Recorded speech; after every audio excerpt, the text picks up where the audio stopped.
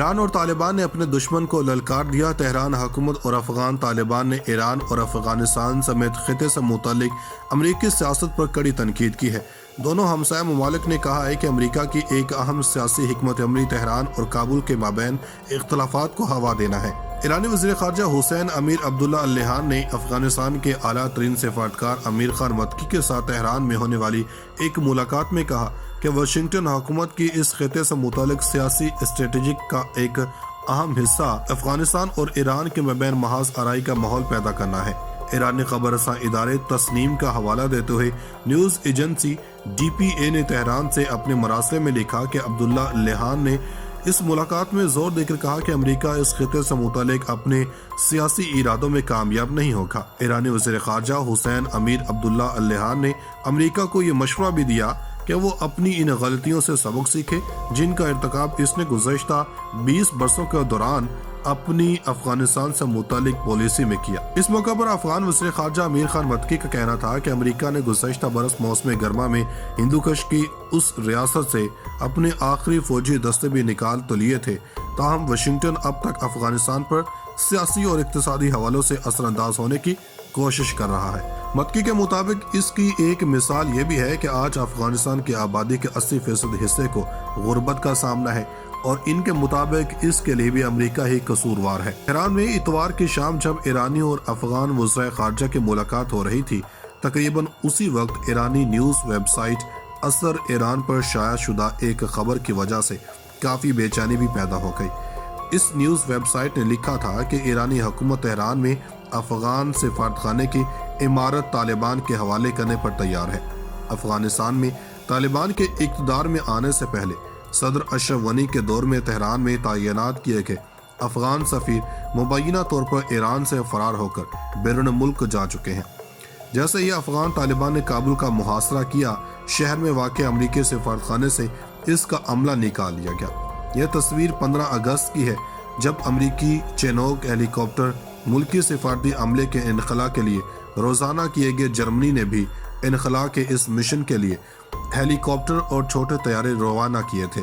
ایرانی وزیر خارجہ عبداللہ اللیحان اور ان کے پہلی مرتبہ تہران کے دورے پر آئے ہوئے افغان ہم منصب متکی نے اثر ایران کی اس خبر کی فوری طور پر تردید کر دی، تاہم کئی مبصرین کا خیال ہے کہ تہران میں افغان سفارتخانے کا طالبان کے حوالے کیا جانا کوئی بہت غیر معمولی بات اس لیے نہیں ہوگی کہ دیگر ہمسایہ ممالک میں بھی افغان سفارتخانے اب کابل میں طالبان کی حکومت کے حوالے کیے جا چکے ہیں۔ کئی ماہرین کا دعویٰ ہے کہ ایرانی حکومت کے اس بارے میں سوچ ابھی تک منقسم ہے کہ اسے کابل میں برسر اقتدار طالبان کے ساتھ آئندہ کسی طرح کا رویہ اختیار کرنا چاہیے۔ چند ایرانی سیاستدانوں کے مطابق افغان طالبان اب پہلے والے طالبان نہیں رہے۔ اس کے برعکس کچھ ایرانی سیاسی حلقوں کا خیال ہے کہ کئی حالیہ واقعات اس تاثر کی منفی کرتے ہیں کہ افغان طالبان اب بدل چکے ہیں۔ دوستو، طالبان کی وزارت خارجہ کے ترجمان عبدالقاہر بلخی نے ٹویٹر پر کہا کہ وزیر خارجہ کے دورے کا مقصد افغانستان اور ایران کے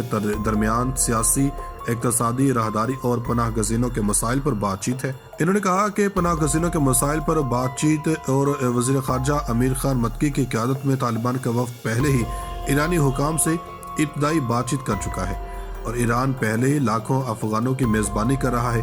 اب مزید افغان پناہ گزینوں کی آمد کے خوف سے تہران نے طالبان کے ساتھ مفاہمت کا خاکہ تیار کرنے کی کوشش کی ہے۔ ایران کی افغانستان کے ساتھ 900 کلومیٹر یعنی کہ 550 میل طویل سرحد ہے۔ اس نے سن 1996 سے 2001 تک طالبان تحریک کی پہلی حکومت کو تسلیم نہیں کیا تھا اور ایرانی وزارت خارجہ کے ترجمان سعید خطیب زادہ نے رواں ہفتے کے اوائل میں ایک نیوز کانفرنس میں کہا تھا کہ آج ہم بنیادی طور پر طالبان کی حکومت کو تسلیم کرنے کے مقام پر نہیں ہیں۔ ایرانی حکام طالبان پر تمام افغان دھڑوں اور نسلی گروپوں کی نمائندہ حکومت تشکیل دینے پر زور دے رہے ہیں۔ طالبان نے کابل میں اقتدار سنبھالنے کے بعد سے مردوں پر مشتمل کابینہ تشکیل دی ہے۔ تمام وزراء اور حکومتی عہدیدار اس گروپ کے ارکان ہیں اور بالخصوص تمام نسلی طور پر پشتون ہیں۔ طالبان کی حکومت نے خواتین کے گھروں سے باہر کام کرنے اور تعلیم حاصل کرنے کے حقوق کو مزید محدود کر دیا ہے۔ ان کے اس اقدام کی بین الاقوامی سطح پر بڑے پیمانے پر مذمت بھی کی جا رہی ہے۔ دوستو، ایران نے افغانستان کو غذا اور ادویات سمیت تمام طرح کی امدادی ساز و سامان فراہم کرنے میں بھارت کو تعاون کرنے کی یقین دہانی کروائی ہے۔ ایرانی وزیر خارجہ عامر عبداللہ لیہان نے اپنے بھارتی منصب ایس جے شنکر سے اس حوالے سے بات چیت کی ہے۔ بھارتی وزیر خارجہ نے ایک ٹویٹ میں اپنے ایرانی ہم منصب سے فون پر ہونے والی بات چیت کی تصدیق کی ہے۔ بھارتی خبررساں ادارے کے مطابق فون پر یہ گفتگو سنیچر کے روز ہوئی تھی، تاہم ایران نے اس کی تصدیق اتوار کو اس دوران کی جب وہ تہران میں طالبان کے ایک وفد کی بھی میزبانی کر رہا تھا۔ بھارت نے بطور امداد افغانستان کو غذائی اجناس مہیا کرنے کے لیے پاکستان سے بھی رابطہ کیا تھا اور اپنے ٹرک اس کی سرزمین سے گزرنے کی درخواست کی تھی۔ پاکستانی کابینہ نے اس کی اجازت تو دی تھی، تاہم بعض مسائل کی وجہ سے اس پر ابھی تک عمل نہیں ہو پایا۔ اس تناظر میں ایران کا اعلان اہمیت کا حامل ہے۔ ایرانی وزارت خارجہ نے اپنے ایک بیان میں کہا کہ وزیر خارجہ عامر عبداللہ لیہان نے اپنے بھارتی ہم منصب سے فون پر گفت و شنید کے دوران کئی اہم علاقائی عالمی امور پر تبادلہ خیال کیا۔ بیان کے مطابق دونوں ملکوں نے اپنی روایتی شراکت داری کو مزید مضبوط کرنے کے عزم کا بھی اظہار کیا۔ اس بیان میں کہا گیا کہ افغانستان کے بارے میں بات کرتے ہوئے عامر عبداللہ لیہان نے ایک کثیر الجہتی حکومت کی تشکیل پر زور دیا۔ انہوں نے افغانستان کے لیے بھارت کی انسانی امداد کا بھی حوالہ دیتے ہوئے اسلامی جمہوریہ ایران کی جانب سے گندم کی شکل میں امداد اور ادویات افغانستان تک منتقل کرنے کے لیے اقدامات اور تعاون کا بھی اعلان کیا۔ بھارت کا کہنا ہے کہ اس نے 2 ٹن ضروری ادویات کی ایک کھیپ افغانستان کو ایران کے ذریعے فراہم کی تھی، اور بھارتی وزیر خارجہ ایس جے شنکر نے فون پر ہونے والی بات چیت کی تفصیل بتاتے ہوئے کہا کہ ایرانی وزیر خارجہ عامر عبداللہ لیہان کے ساتھ کئی اہم امور پر بات چیت ہوئی۔